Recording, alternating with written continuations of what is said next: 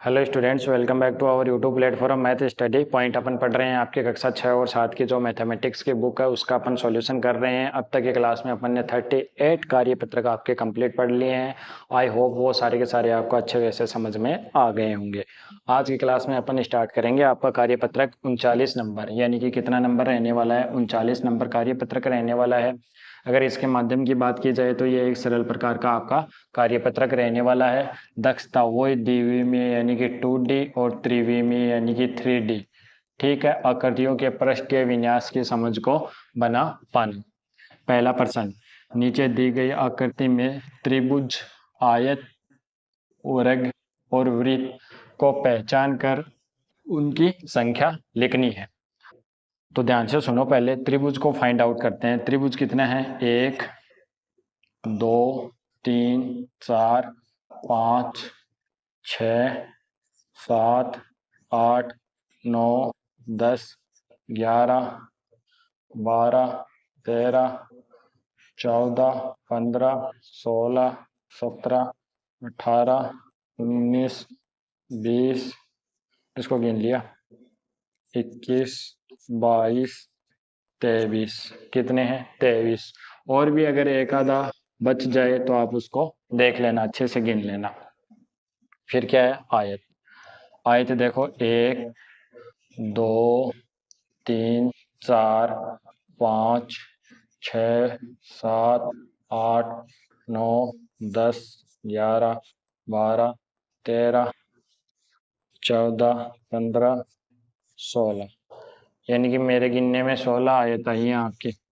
ठीक है। फिर क्या है? वर्ग। 1 2 3 4 5 6 7 8 9 10 11 12 13 14 15 16 17 18 19 20 21। 21 आए हैं भाई, 21। कम ज्यादा है वो तो आप देख ही लोगे। वृत्त, सर्कल, 1 2 3 4, 4 के हैं आपके सर्कल आए। इनको और आप अच्छे से फाइंड आउट करके देख लेना, कोई एक आधा बच गया तो उसको आप देख लेना।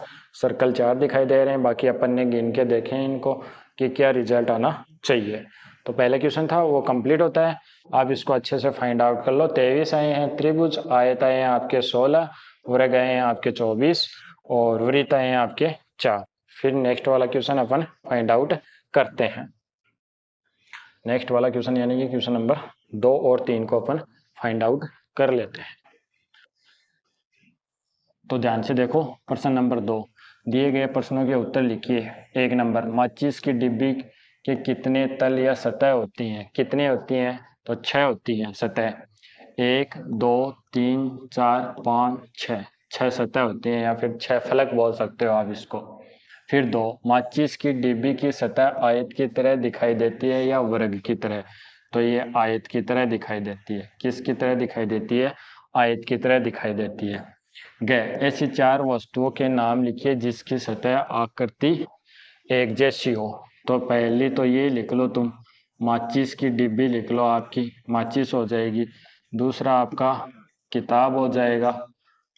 ठीक है, किताब भी होता है। फिर आपका एक बॉक्स ले लेना।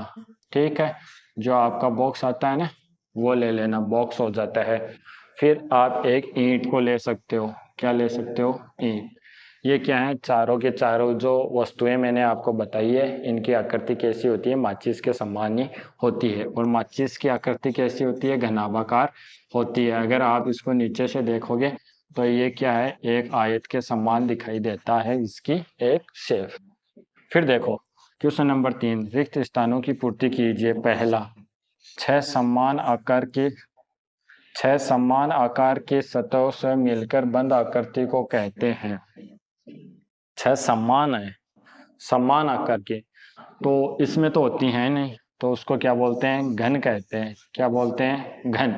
घन और घनाभ। देखो घन में सारी की सारी शेप क्या होती है? सेम होती है, यानी कि सारी की सारी सतह क्या होती है? सेम होती है। घनाभ में क्या होता है? थोड़ा इस प्रकार से होता है, जो लंबाई चौड़ाई ऊंचाई होती है वो अलग अलग होती है, तो उसको घन ही बोलेंगे। ईंट की सतह जैसे दिखाई देती है। तो मैं अभी बता के गया हूँ आपको किस प्रकार की, आयत के जैसे। एक घनाभ में आयत होते हैं, 6 आयत होते हैं। क्यों? आगे पीछे ऊपर नीचे दाएं बाएं। फिर आगे, घन में आमने सामने की सतह होती हैं समान। अभी बताया मैंने, जो सारी की सारी होती हैं वो क्या होती हैं, समान होती है। फिर 3 नंबर क्वेश्चन कंप्लीट होता है, 2 और 3। आप अच्छे से इसको एक बार देख सकते हो अच्छे से, और ये अपना कंप्लीट होता है। आप पढ़ते हैं अपन नेक्स्ट वाला। नेक्स्ट है आपका 4 नंबर। तो 4 नंबर को जल्दी से फाइंड आउट कर लेते हैं अपन। देखो, बिना ढक्कन का चौक का डिब्बा 5 सतहों से मिलकर बना होता है। इसे खोलने पर ये किसकी शेप में दिखाई देगा। देखो, ये बिना ढका हुआ है तो ऊपर से खुला हुआ है, ठीक है। इस प्रकार से ऊपर से खुला हुआ है, इसमें से चौक निकाल सकते हैं अपन। तो इसकी सतह क्या होंगी, सेम ही होंगी। ये क्या होता है, घन के आकार का होता है। तो 5 सतह बना लो इसकी, बस सेम हो जाएगा आपका रिजल्ट। 1 2 3 4 और 1 5 सेम होनी चाहिए, ये बराबर होनी चाहिए। जितनी भी सतह बना रहे हो तुम, ये क्या होनी चाहिए, बराबर होनी चाहिए। तो आप स्केल की सहायता से बना लेना बराबर का।